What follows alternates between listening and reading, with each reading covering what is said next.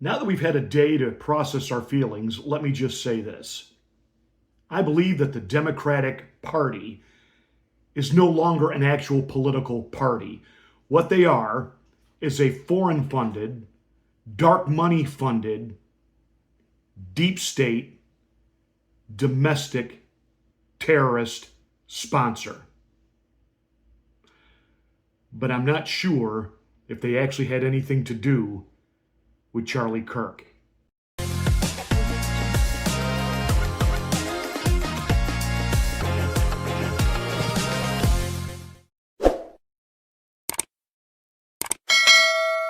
Hi, I'm Pastor Marty. Welcome to the Afternoon Drive. Please make sure that you're subscribed to the channel, and once you are, smack the bell, click the word all. That will give you notification of my rants, my ravings, my undeniably flawless reasonings. Please like and share this video. It's the only way that we can get the word out that we're here. Thank you so much for watching and being a part of the Afternoon Drive.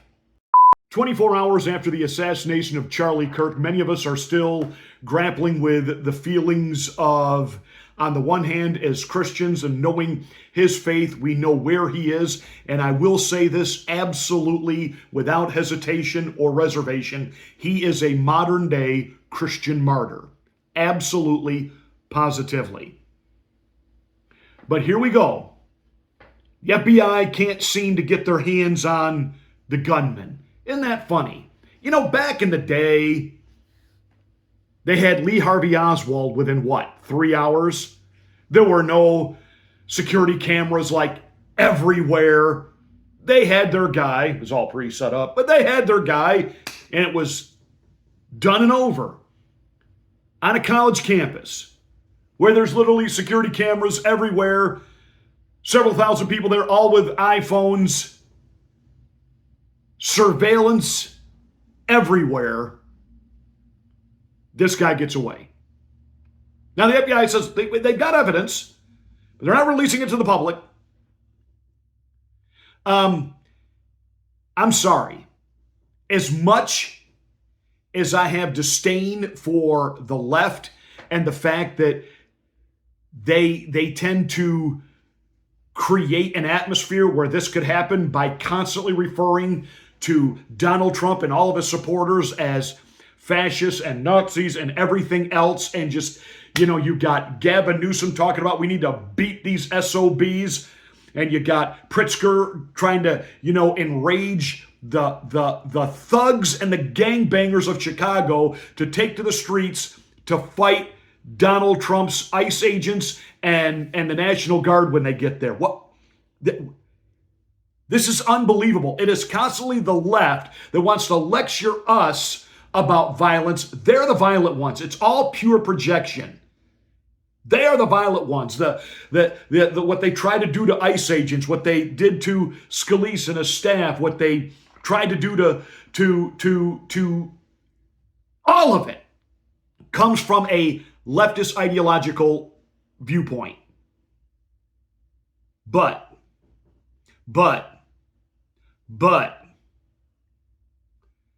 there are alphabet agencies in this country that benefit from our contention with one another.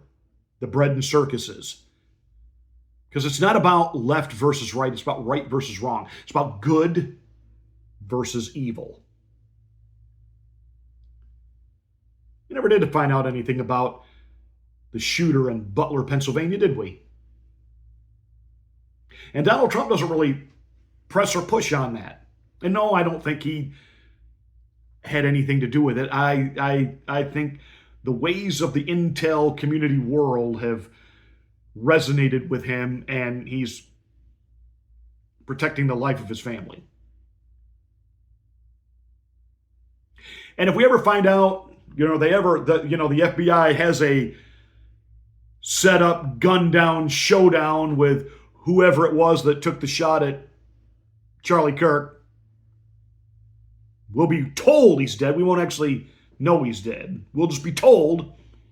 We'll be spoon-fed a narrative. I think we know who took out Charlie Kirk, and I think we know why.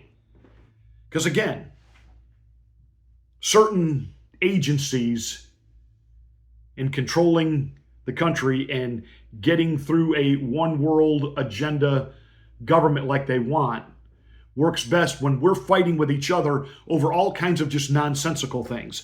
And Charlie Kirk had this rare gifting and ability to bring people together and let's talk. Let's debate. And he did it in a very fun, engaging way, and it rallied millions and millions of people. And that made Charlie Kirk very, very dangerous. Let that sink in.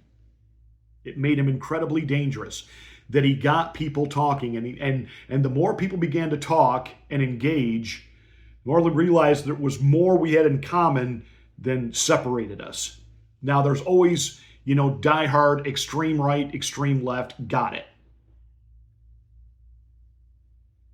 And Charlie had engaged the youth culture like no one. And let me tell you, the deep state and the powers that be have worked very hard to distract, destroy, and corrupt the youth generation. And Charlie Kirk kind of came in and blew that all up on them.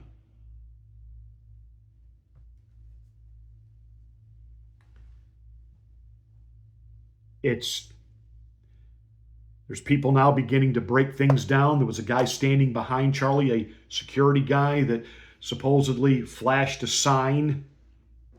Right after flashing the sign, the shot rang out. I don't want to jump into the speculation game, but I think we all know what we know. And especially today through the help of AI, which the reason the government's so hot and heavy to get as much of that as they can is they control you by trying to convince you didn't see what you saw. Let me show you what you really saw.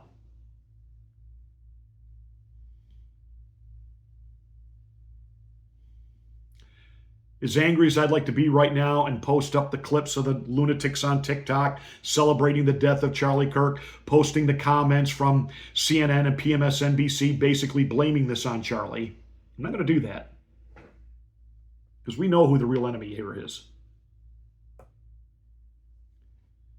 I'm going to post something that's going to be really shocking to you. Chris Cuomo, affectionately referred to as Fredo by the late, great Rush Limbaugh, a guy that I don't have very much respect for, lied about COVID and living in his basement for 2 months or 2 weeks, whatever it was, while he was really out doing deals and got caught by people and threatening people, et cetera, et cetera, et cetera. I mean, Chris Cuomo. Chris Cuomo had the best commentary from a left viewpoint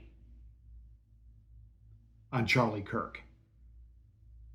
If you missed it, here it is. Moments like this matter. Charlie Kirk murdered at a university in Utah, doing what he thought was part of the solution. President Trump first announced his death and ordered flags half-staff. FBI Director Kash Patel just announced that they have a suspect in custody. There's some question about whether or not it's a person of interest or a suspect. We're going to know who did this. We're going to know why. And I don't even know that that part really matters, and we'll talk about that. But I knew Charlie Kirk. I saw sides of him that were not his public persona. You know him as a digital big shot who helped organize young voters for President Trump and really helped get him elected, which made him a hero to some and a devil to others. But Turning Point USA made a difference. And then Charlie did something really special. He started going around the country telling students to prove him wrong. And he made debate and disagreeing without being disagreeable cool again. Black applicants to jobs are 50% less likely to get jobs if they have a black-sounding name. That's not even close to being true. That's not even close to being true. That is a literal... In fact, it's the opposite. I'm not going to argue your lived experience. I'm not going to know. See, now you have to listen to him under your rules because a black person is going to say you're wrong. I totally sympathize. That's not true. It's never the only choice to commit a crime. And we should not put up with it. And so it is an insult to other immigrants from Vietnam and Laos and Pakistan that have to wait decades in line to morally equivalate people that come in and just break in. Oh, I have an unstable country. Like half of the world's countries are unstable. You know, I can't believe this happened. I can't believe he's gone. I don't even know what to do with it. That he was murdered at one of the events that he thought was part of the solution, and I agreed with him. I didn't agree with his politics for a lot of the positions, but so what? Killed for his ideas? I don't fault Charlie for campaigning and believing in Trump. I don't. I think it's very healthy for the democracy. I don't really care what Chris Cuomo's politics are. I think that it takes someone who loves truth to go to the DNC and remind the viewers that all those boxes up there are bought by corporate titans. I thought that was really good. And look, I think that I don't know Chris very well, but it seems as if Chris has a knack to actually do what journalists used to do, increasingly so. And then I turn to what Charlie may have left us that I didn't value until now. Charlie had millions, okay? Not thousands, not tens of thousands, not hundreds of thousands, millions of young followers online, okay? Motivated. And he got them involved in something that young people rightly suspect and usually hate, politics. I hope the young people who saw Charlie as a hero or as a zero, but you knew he was relevant, he was making you think and come up with arguments to defend or defeat his propositions. Please see what's happening around you. Please see what was lost. Open your eyes and don't buy the rhetoric, because there's propaganda coming. Charlie Kirk, though he was, as a Christian, pro-Israel, he was not pro-secular Israel. And he pushed back on the Gaza narrative. He pushed back on pointing out that Benjamin Netanyahu was actually in political trouble and there were protests going to happen in the streets until the Gaza uprising. Charlie Kirk was breaking the 11th commandment. Thou shalt not speak against political, secular Israel.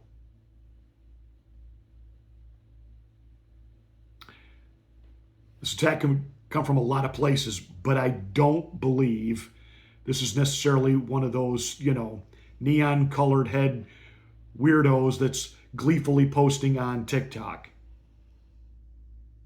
No, this was an assassination-style hit, and there were definitely security breaches to allow this individual in and out. Don't let them, even in some of the bought and paid for conservative media, the controlled opposition media, don't let them spin this on you. Don't be played for a fool, especially on the anniversary of 9/11, where the Bush administration played the entire country for a fool.